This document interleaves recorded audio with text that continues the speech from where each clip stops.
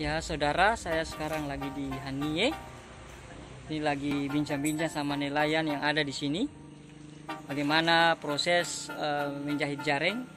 Karena jaringnya ini hasil tangkapan karena robek dan dijahit ulang lagi. Bisa dilihat proses jahit jaring.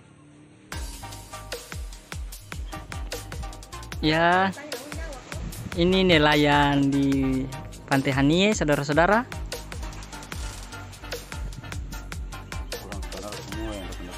Iya, orang kenal.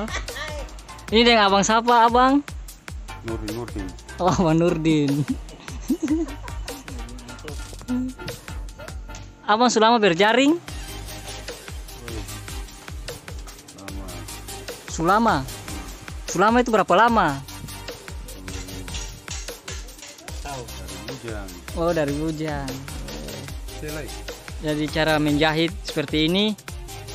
Setelah jaring ditaruh, karena ini biasa robek karena apa ini? Karena batu karang. Karena gurango. Gurango itu apa? Kaluyu. Oh, kaluyu. Kaluyu batu. Kaluyu batu. Apa besar? Ikan. Oh, ikan besar. Oh iya, jelas. Ikan kompa.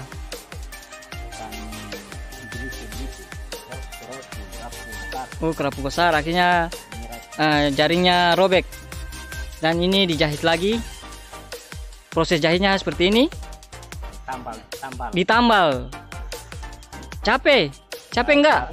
Sambil berdiri nih capek enggak? Capek, ngantuk. Oh gitu. Kira-kira satu jaring yang robek begini berapa hari dikerjakan? Ya, tergantung. Kalau dikit ya sore habis. Banyak besok. Berarti 2 hari. Jelas.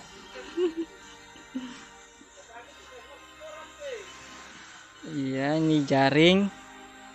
Di sini nelayan sedang menjahit jaring yang robek. Selama pandemi corona ini, pendapatan nelayan bagaimana?